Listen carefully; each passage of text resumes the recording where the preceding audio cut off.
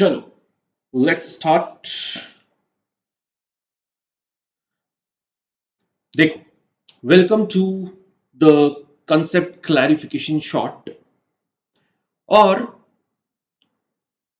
मेरे second lecture के बाद मुझे कुछ रिव्यूज आए, कुछ सजेशंस आए, और कुछ स्टूडेंट्स ने मुझे बोला कि सर आपने जो cyclic integral of the property is zero ये जो कॉन्सेप्ट बताया, क्या आप उसे और अच्छी तरीके से और सिंप्लीफाइड तरीके से क्या आप हमें समझा सकते हो क्या? And answer is yes, definitely. मैं अब इस वीडियो में मैं कोशिश करूंगा कि आपको ये कॉन्सेप्ट अच्छे से समझ में आए। See, first and the foremost important thing इस कॉन्सेप्ट में यह है कि वो एक साइक्लिक इंटीग्रल है मेरे दोस्तों। साइक्लिक इंटीग्रल है ना, साइकिल इन्वॉल्व, साइकिल इन्वॉल्व है ना, जहां से चालू किया वहीं पे खत्म होना जरूरी है। Right, then and then only you can call it as a cycle, and then you can think of taking a cyclic integral। वो साइकिल होना जरूरी है, फिर आप सोच सकते हो कि साइक्लिक इंटीग्रल ले या ना ले। साइकिल इंपॉर्टेंट है मेरे दोस्तों, ये मत भूलना। ओके, चलो चलो, so let me explain you this concept much more intuitively. अच्छे इंट्यूशन के साथ मैं कोशिश करूंगा आपको ये कॉन्सेप्ट समझ में आए, तो प्लीज ध्यान दो अच्छे से, ठीक है? 100%, सॉरी 200%। देखो, सबसे पहले तो हम ये समझते कि साइकिल फिजिकली दिखती कैसी है।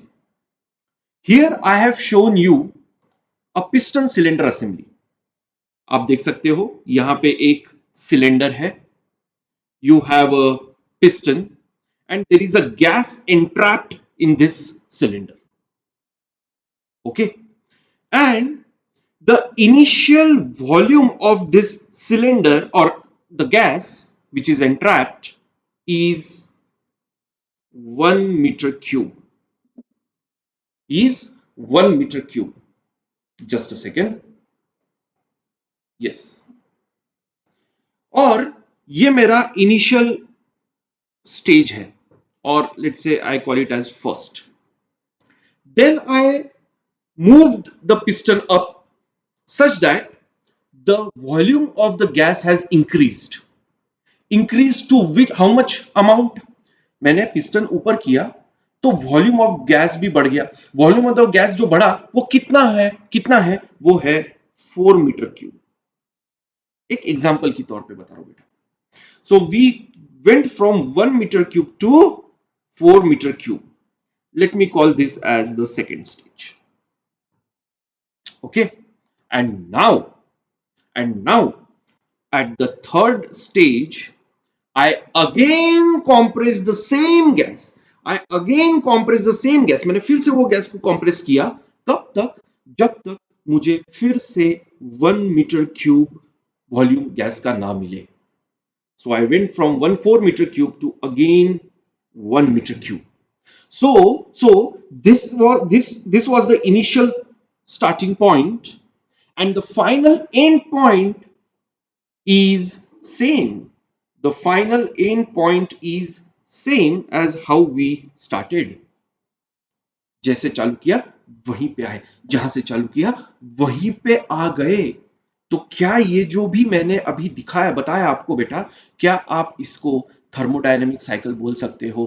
बिल्कुल हाँ, बिल्कुल हाँ, बिल्कुल बोल सकते हो इसको थर्मोडायनेमिक साइकिल। ओके, तो सबसे पहले अभी हमने क्या किया? साइकिल को एस्टेब्लिश कर दिया कि हाँ ये एक थर्मोडायनेमिक साइकिल है। साइकिल है बेटा, साइकिल है, ठीक है? जहां से चालू किया वहीं पे खत्म हो गया। Very good. Now let's talk about the integration process. Integration की प्रोसेस को समझते हैं इसी चीज को मद्देनजर रखते हुए। देखो मेरे दोस्तों, देखो देखो, प्लीज देखो, प्लीज देखो।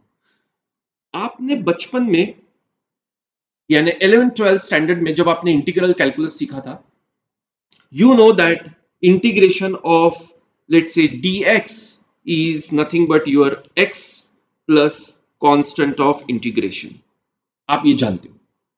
पर कहीं अगर मैंने इस इंटीग्रेशन के लिमिट्स लगा दिए, यानी वो एक डेफिनेट इंटीग्रल बन गया, तो आप ये कांस्टेंट ऑफ इंटीग्रेशन यूज नहीं करते, then you express this integral as final minus initial और xf minus xi. Okay, you calculated the value of x at final and at initial. आपने x की वैल्यू फाइनल और initial पे calculate की, and then the difference of these two will give you the value of this integral. Very good. अब यही concept बेटा, यही concept मैं आपको अपन ने जो अभी किया, अब अभी मैंने जो आपको फिजिकली दिखाया, इसी के बेसिस पे मैं आपको ये समझाऊंगा। अब हम वॉल्यूम की बात कर रहे हैं, क्योंकि हम वॉल्यूम की बात कर रहे हैं, let me take integral of change in volume. जैसे मैंने dx का बताया था, अब वो x की जगह वॉल्यूम है। एंड अगर ये एक सिंपल प्रोसेस होती तो मेरा एक इनिशियल वॉल्यूम और फाइनल वॉल्यूम होता, तो ये एक डेफिनेट इंटीग्रल की तरह वर्क करता। और अगर डेफिनेट इंटीग्रल की तरह वर्क करता तो this becomes v final minus v initial, जैसे मैंने अभी बताया था आपको। ठीक है, वेरी गुड। आई होप यहां तक आपको समझ में आ गया है। बट क्या हम प्रोसेस की बात कर रहे हैं? नहीं, हम किसकी बात कर रहे हैं? साइकिल की, साइकिल की। ना, प्लीज ध्यान दो बेटा, ध्यान दो, मैं कुछ डेवलप कर रहा हूं। Let's say I am talking about a cyclic integral. अब आप बोलोगे सर साइक्लिक इंटीग्रल है, आपने कुछ लिमिट्स की वैल्यू रखी नहीं, आपने लोअर लिमिट अपर लिमिट। अरे होगी ही नहीं, साइक्लिक इंटीग्रल है बेटा। अगर वो एक साइक्लिक इंटीग्रल है तो इनिशियल और फाइनल पॉइंट तो सेम ही होंगे ना। तो अगर इनिशियल और फाइनल पॉइंट सेम होंगे तो लिमिट्स का तो कोई कॉन्सेप्ट ही नहीं है इसमें, राइट? बट क्योंकि मैंने आपको यूजिंग लिमिट्स, मैंने एक डेफिनेट इंटीग्रल बताया कैसे होता है, तो let me express this cyclic integral just like definite integral, मुझे ये साइक्लिक इंटीग्रल को डेफिनेट इंटीग्रल की तरह रिप्रेजेंट कर रहा हूं मैं करके दिखाता हूं। तो cyclic integral of dv will be again v final minus v initial, but this has obtained under cycle. देखो सबस्क्रिप्ट में मैंने साइकिल लिखना बहुत जरूरी है बेटा, सबस्क्रिप्ट में साइकिल लिखना बहुत जरूरी है। सो जो हमने यहां पे पढ़ा, बस सिमिलर कॉन्सेप्ट यहां पे दिखाया मैंने, बट अंडर अ साइकिल, क्योंकि मैं यहां पे साइक्लिक इंटीग्रल की बात कर रहा हूं। क्या यहां तक बात समझ में आई है? क्या यहां पे बात समझ में आई है? तो बेसिकली मैं डिफरेंस ऑफ फाइनल और इनिशियल पॉइंट की बात कर रहा हूं, वॉल्यूम की। और जब हमने ये पढ़ा बेटा, जब मैंने ये साइकिल आपको रिप्रेजेंट करके दिखाई एक पिस्टन सिलेंडर असेंबली के मदद से, तो आपने ये देखा कि जब ये साइकिल हमने कंडक्ट की, पहले 1 मीटर क्यूब, फिर 4 मीटर क्यूब, अब फिर से 1 मीटर क्यूब पे आए, यानी जहां चालू किए वहीं पे खत्म किए, तो जहां चालू किए वहीं पे खत्म किए, तो मेरा इनिशियल और फाइनल वॉल्यूम सेम है। अगर क्योंकि मेरा इनिशियल और फाइनल सेम है, यानी जो यहां पे 3 मीटर क्यूब है जहां से चालू किया, वही मेरा 1 मीटर क्यूब से हमने चालू किया और हमने खत्म भी 1 मीटर क्यूब पे ही किया। तो बेटा वॉल्यूम तो सेम ही है बेटा, जहां पे चालू किए वहीं पे खत्म किए। तो अब naturally if you substitute these values, of course 1 metre cube minus 1 metre cube is going to be 0 क्योंकि ये इंटीग्रेशन ये फाइनल वैल्यूज पे ही डिपेंड करता है बेटा, फाइनल वैल्यूज, इनिशियल और फाइनल वैल्यूज पे ही डिपेंड करता है। इसीलिए इसका डेफिनेट साइक्लिक इंटीग्रल 0 आ गया है। अगर ये वीएफ और वीआई यानी इनिशियल और फाइनल इस पे डिपेंड नहीं करता, अगर इस पे डिपेंड नहीं करता, तो इसका आंसर 0 नहीं आता। अब आप बोलोगे सर आपने सिर्फ दो ही प्रोसेस कंडक्ट किए, पहले यहां पे था, फिर बढ़ाया, फिर वापस लिया। अगर बीच में, अब बेटा देखो इसी को अब थोड़ा अब इमेजिन करो, बीच में अगर मैंने दो तीन सिलेंडर और दिखाए रहते, ये अब ऊपर गया, फिर नीचे गया, फिर ऊपर गया, फिर नीचे गया, पर फाइनली फाइनली अगर वो एक ही पॉइंट पे फाइनल पोजीशन और इनिशियल पोजीशन सेम ही होता है, बीच में कुछ भी हो, बीच में कुछ भी हो, मैं इसको नीचे कर दूं, फिर ऊपर कर दूं, फिर नीचे कर दूं, बट फाइनल पोजीशन अगर यही हो, तो फाइनल इनिशियल और फाइनल तो सेम ही है ना, तो बीच में कितने भी प्रोसेस होने दो, हमें उससे कोई लेन देन नहीं, क्योंकि वो साइकिल है, जहां पे चालू हुआ वहीं पे खत्म हुआ, क्योंकि जहां पे चालू हुआ वहीं पे खत्म हुआ, तो फाइनल वॉल्यूम और इनिशियल वॉल्यूम सेम हो गए, तो इसका साइक्लिक इंटीग्रल क्या आ गया? जीरो। साइक्लिक इंटीग्रल क्या आ गया? Zero. I hope now you have understood the concept of cyclic integral, especially in terms of property or the concept that we are learning right now, that the cyclic integral of any property must be zero. अभी भी अगर आप में से किसी कुछ बच्चों को अगर कुछ डाउट है कि सर एग्जैक्टली और कोई और एक एग्जांपल है क्या जिससे हम क्रिस्टल क्लियर हो जाए कि हाँ cyclic integral of any property zero होगी, तो मेरे पास हाँ और एक एग्जाम्पल है, और एक एग्जाम्पल है। देखो देखो देखो देखो देखो देखो, चलो मैं आपको समझाने के लिए कुछ भी कर सकता हूं, कुछ भी यानी कुछ भी। देखो, let me explain you in terms of pressure. अभी तक हम वॉल्यूम वॉल्यूम वॉल्यूम ही कर रहे थे, ठीक है। चलो मैं आपको प्रेशर की मदद से, प्रेशर भी एक प्रॉपर्टी आप जानते हो, तो मैं प्रेशर की मदद से भी मैं आपको बता देता हूं कि कैसे साइक्लिक इंटीग्रल, और मैथमेटिकली दिखा देता हूं कि कैसे cyclic integral of the property will become zero. ठीक है, ध्यान से सुनना बेटा, ध्यान से सुनना, ध्यान से सुनना। Let me show you one cycle.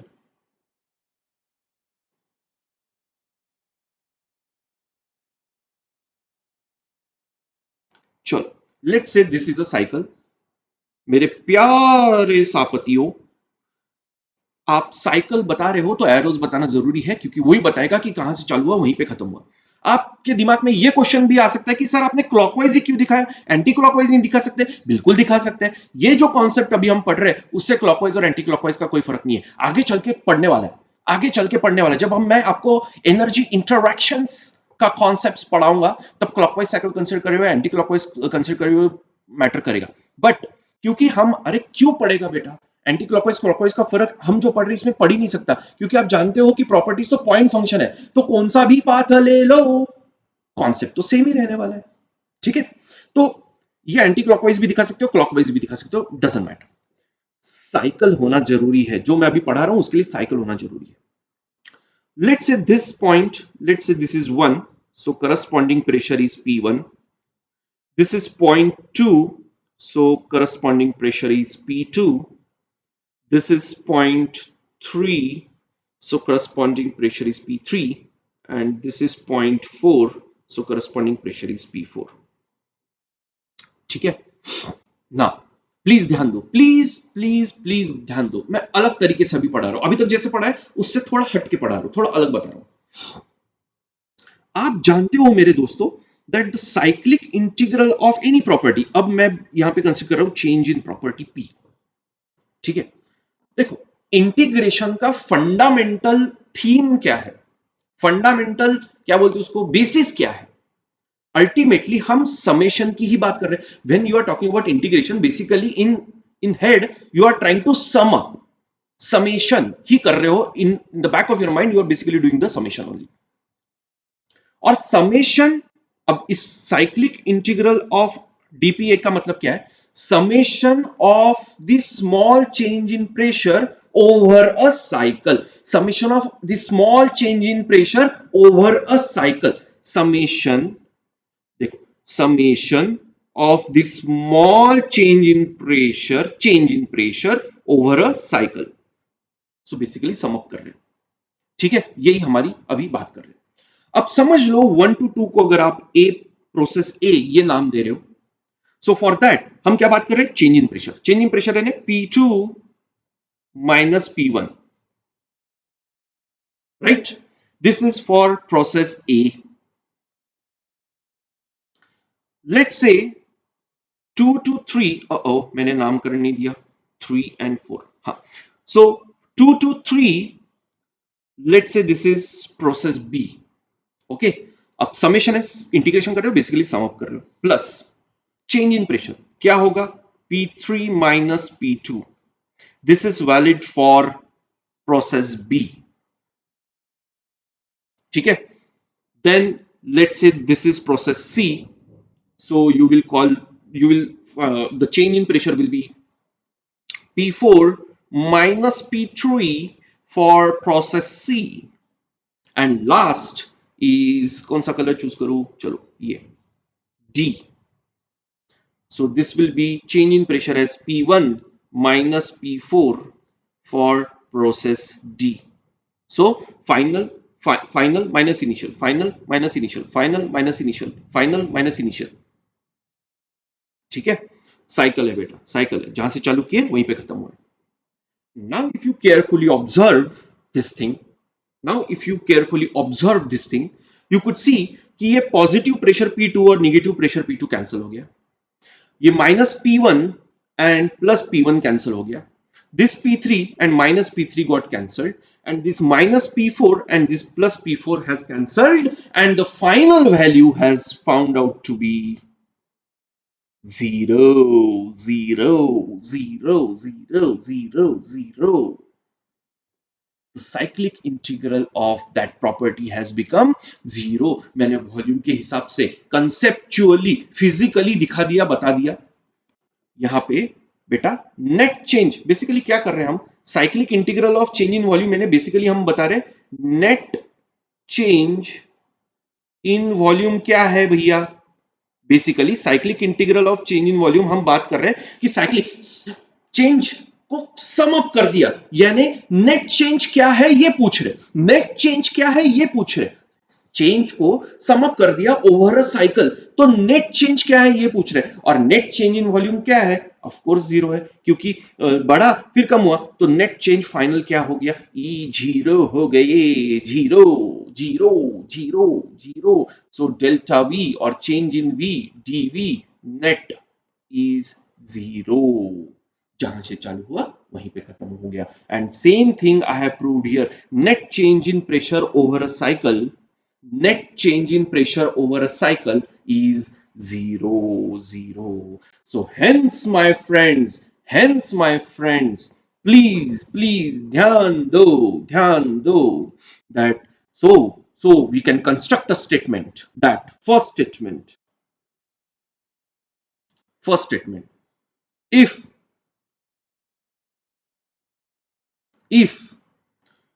the quantity if the quantity is a property, then the cyclic integral of that quantity, if the quantity is a property, then the cyclic integral of that quantity must be 0, should be can be नहीं, should be can be नहीं, must be 0, क्योंकि अगर वो quantity property है तो उसका cyclic integral होगा 0, 0, 0, 0, 0. Okay, so second statement भी बोल सकते हो, सेकेंड स्टेटमेंट भी बोल सकते हो, उल्टा उल्टा, if this is the most important statement beta, if the cyclic integral of the quantity, if the cyclic integral of the quantity is 0, 0, if the cyclic integral of the quantity is 0, then the quantity then the